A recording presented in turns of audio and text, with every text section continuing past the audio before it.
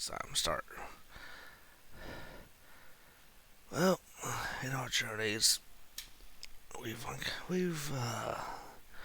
uncovered a particular timeline that caught our interest here. So, so I've decided to put together this small timeline to kind of put together what we figured out and hopefully make it easier for anyone that would like to look into this matter further. We probably can't go into every detail, but maybe we can, see how far we can go. So, pretty much we know that on this Earth, there's a theme park that was called Liminal Land, which pretty much takes the concept of liminal spaces and, turns it up to into a theme park. So, but there's more to the story than meets the eye, of course. So we'll start at the beginning here. Around 1959, on November 28th, a magazine was put out in this universe, talking about a Dr. Frank Schlittenberg revealing his research into cortical activation, specifically compression-induced laughter. And this will become important later on, but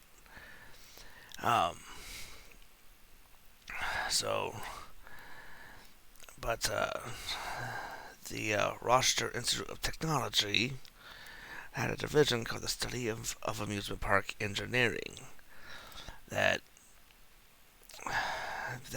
kind of found that the experiments involving about 25 volunteer students, they didn't have very good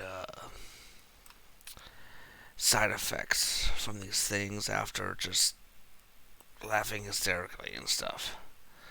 The after effects included like fear, anxiety, panic.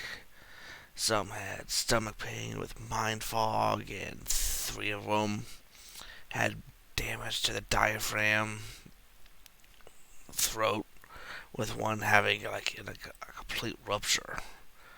That's not good. So they shut off his research. It's too dangerous.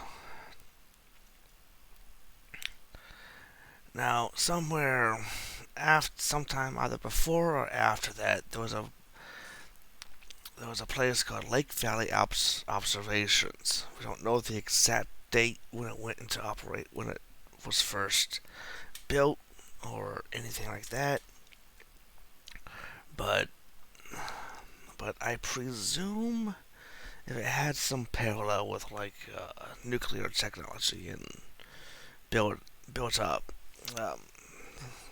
Should be an image here of the plant somewhere. But you can see maybe like a similarity to like the nuclear type buildings and stuff, and it was an energy plant. But specifically, they had a clean energy initiative, and had about 7,000 workers at its peak, with and it also had a complex underneath it that the workers could live in and stuff. But we don't really know what that clean energy was, except for maybe whatever was in the area known as the hub, right?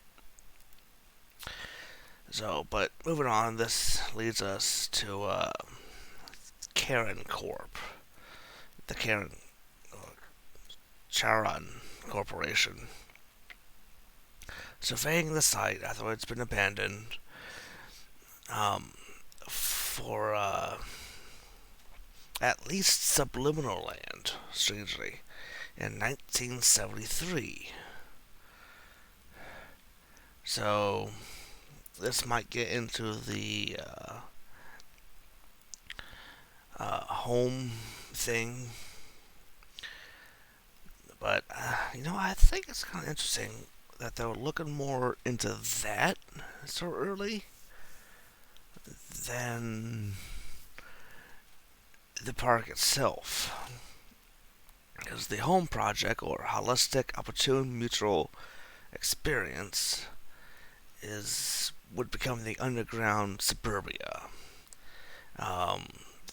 Think of pretty much the back rooms, but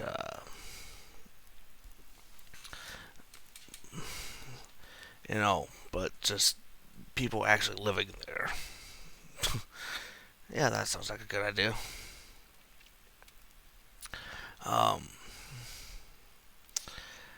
But I found that the name might be translated into like a treatment of a whole person at a favorable time that benefits or is experienced by both parties when undergoing an encounter or event. Yeah, interesting about that. But there's also, but that's if you actually translate the common acronym. There's another version of that that's pretty much we might get it. Well, they're trying to keep people there, but we'll get into that later. But in 1974, ads are starting to be made about the park, so they're getting ready to open this thing. And with 1975, it opens in Lake Valley, New Mexico. Hopefully, yeah. So there's a map here. So, off County Road 600 BO05. So, but and they started with the coaster concepts. Now we don't know the name of this coaster, but we know it was scrapped after the testing accident. With the design being highly complex. But 2 years later, the laugh track coaster, dubbed the first experimental coaster, it was an 8-minute ride. It was finished at least in 1977. Caused possible asphyxiation, but yet no one complained. And this is where we start going back to the Schlittenberg cortical activation thing, I believe. So obviously we know either him or his research is involved at this point. In April of 1978, we have Subliminal Land finally opening. Remember, before they were surveying the area for it. Well, now it's finally opened.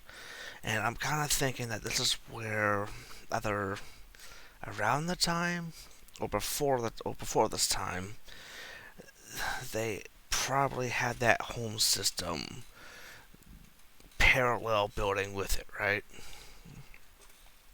So that could be a thing. But Subliminal Land, we know, had about 36 floors. So this thing went down pretty deep. It was opened up somewhere of that year, but they reused the water reservoirs and heating elements. Um, with each pool being connected, um, from the observations, right? So, and they also had people down there to help people find possible exits or nowhere to go with like slides on the walls, orange ones to be specific.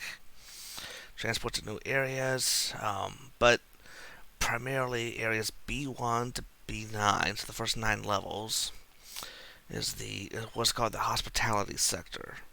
But yet, um, anything below that was called the serenity sector, where there was like no one, like absolutely no one, and they kind of told people to avoid that area if they had autophobia, which is the fear of being alone or isolated. So I'm pretty sure those people that got lost down there. So already we'll probably start seeing more disappearances. Um, the walls of attract, the Hall of Walls attraction. Sorry, um, was said to be ready by that summer as well. During this year, which is just a fast maze. Again, designed by Dr. Schlittenberg. So you know how that's probably going to go. Um, so some rides have been mentioned. Some other rides have been mentioned by this point, like the Centrifuge, the Skyliner, the Chrysanthemum, uh, a couple unknown rides. One maybe having balloon animals on top of it. The Funhouse, the Invader Cave. Um, the park's mascot named Molly, which is a pink anthropomorphic bull. We know these existed about this time in 1978 as well. Um, so moving on, we have 1979, where we know the curved/slope serpentine roller coaster was built, and it broke every regulation, appeared alive and snake-like, due to a lack of a supportive structure, which is probably clue for this probably isn't just a ride. This might actually be a hint that by this time something beyond the physical might be starting to occur, I believe. Um, because in 1981 we have Caron beginning to sell some of the home units, but treating it more like a hotel. Um, well, actually no. Um, they were treating it like a hotel before they actually started selling it as actual permanent residencies. Um,